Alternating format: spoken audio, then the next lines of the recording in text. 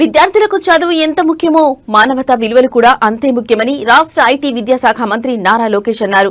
తాను ఈ రోజు ఈ స్థాయిలో ఉన్నానంటే దానికి తన ఉపాధ్యాయులే కారణమని ఆయన గుర్తు చేసుకున్నారు.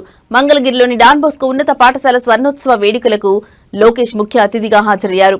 ఈ సందర్భంగా ఆయన పాఠశాల ఆవరణలో స్వర్ణోత్సవ శిలాఫలకాన్ని, నూతన సైన్స్ ల్యాబ్ ను ప్రారంభించారు. అనంతరం జరిగిన సభలో లోకేష్ మాట్లాడుతూ డాన్ బోస్కో అంటే ప్రేమ, సేవ, అనాథలకు అండగా నిలుస్తూ ఇల్లు లేని వారికి నీడ కల్పిస్తూ ఆకలితో ఉన్న వారికి అన్నం పెడుతున్న గొప్ప వ్యవస్థ ఇది. 50 ఏళ్లుగా దివ్యాంగులకు అండగా నిలుస్తూ వారి పురోభివృద్ధికి కృషి చేస్తోంది అని ప్రశంసించారు. పాఠశాల ఎదుర్కొంటున్న సమస్యలపై స్పందిస్తూ ఎయిడెడ్ వ్యవస్థ రద్దయిన విషయాన్ని ప్రస్తావించారు. విద్యాశాఖ మంత్రిగా పాఠశాలకు అన్ని విధాల అండగా నిలబడి సమస్యల పరిష్కారానికి బాధ్యత తీసుకుంటారని హామీ ఇచ్చారు. విద్యార్థులు ఏ స్థాయికి వెళ్లినా తమకు విద్యాబుద్ధులు నేర్పిన గురువులను, పాఠశాలను మర్చిపోవద్దని సూచించారు.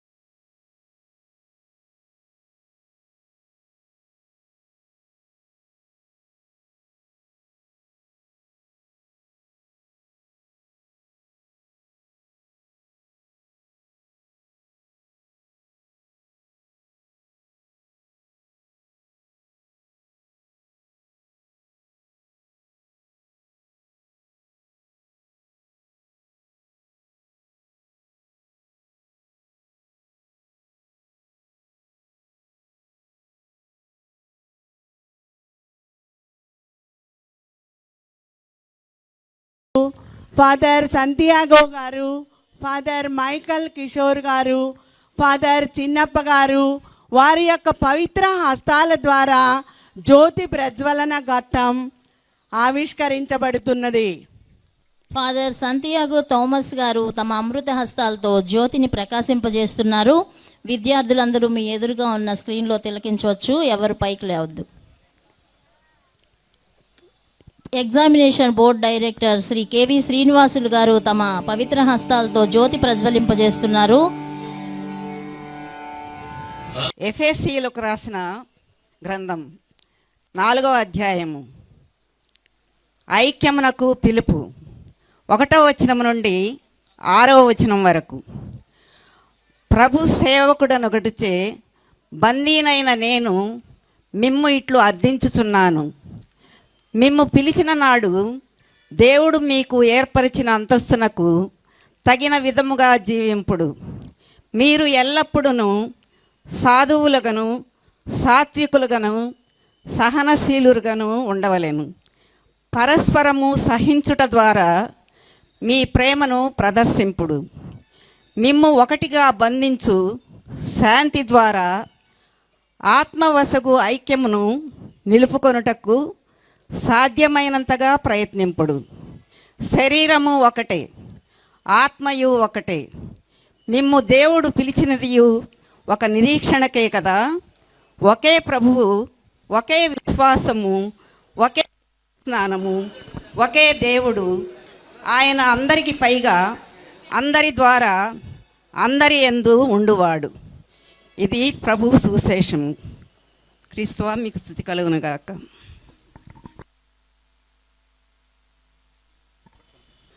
పాఠశాలకు సుదీర్ఘ సేవలు అందించి పరలోక ప్రాప్తి పొందిన ఆచార్య గురుదేవులకు ప్రత్యేక ప్రార్థనను అందించి శ్రద్ధాంజలి ఘటించవలసినదిగా మన కేఎస్ ఫాదర్ జోసెఫ్ గారిని ఆహ్వానిస్తున్నాను. పుణ్యపురుషుల స్మరణ దీవెనలను తెచ్చును అని బైబిల్లోని సామెత గ్రంథం 10వ అధ్యాయం 7వ వచనం చెప్తుంది.